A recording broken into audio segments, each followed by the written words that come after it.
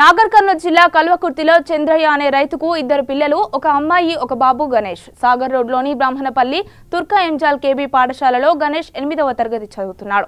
కానీ fee due ఉందని గణేష్కు సంక్రాంతి పండుగ సందర్భంగా కల్వకుర్తికి వెళుతున్న సమయంలో స్కూల్ సిబ్బంది ఫీజు కట్టాలని స్లిప్ ఇచ్చి పంపినా తల్లిదండ్రులకు స్లిప్ ఇవ్వడం మర్చిపోయిన విద్యార్థి సెలవుల అనంతరం స్కూల్లో వదలడానికి వచ్చిన గణేష్ బాబాయ్ను స్కూల్ సిబ్బంది అనుమతించకపోవడంతో బాబాయ్ ప్రిన్సిపల్కు కాల్ చేశాడు. దీంతో విద్యార్థి గణేష్ బాబాయ్తో ప్రిన్సిపల్ ఎలా వాదించిందో V3 న్యూస్తో మా ప్రత్యేక కథనం. నమస్తే మేడం. నమస్తే సార్. నేను గణేష్ వాళ్ళ బాబాయ్ అని మాట్లాడుతున్నా. ఇక్కడ స్కూల్ దగ్గరికి వచ్చిన ఏదో ఫీజు డ్యూ ఉందని చెప్పేసి మేడం మీతో మాట్లాడమని.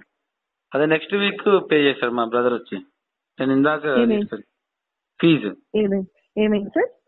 ఫీజు డ్యూ ఉందని చెప్పేసి మేడం మీ దగ్గరికి వెళ్ళమన్నారు. అబ్బాయిని తీసుకొచ్చిన స్కూల్ కి ఇప్పుడు రీజాయినింగ్. మరి అదే నెక్స్ట్ వీక్ చేస్తాను. నాకేం తెలియదు ఇంత ఫీజు ఉన్న సంగతి కూడా చెప్పలేరు. లేదు లేదు సార్, నాట్ పాసిబుల్ సార్, చాలా డ్యూ ఉంది. అదే 50% ఉన్నట్టుంది. అది ఎక్కువ ఉంది సార్, 50 కంటే ఎక్కువ ఉంది. సరే నెక్స్ట్ వీక్ చేస్తారులేండి. No sir, sorry sir. కొత్త స్టూడెంట్ కాదు madam, old student. Sorry sir, I can't. Okay I understood, but please forgive me.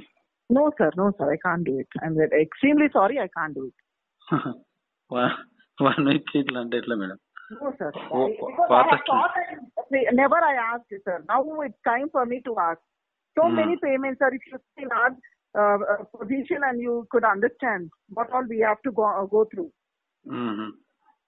I'm very sorry sir. Even I'm going, I told very clearly, fee have to be paid. He didn't tell me.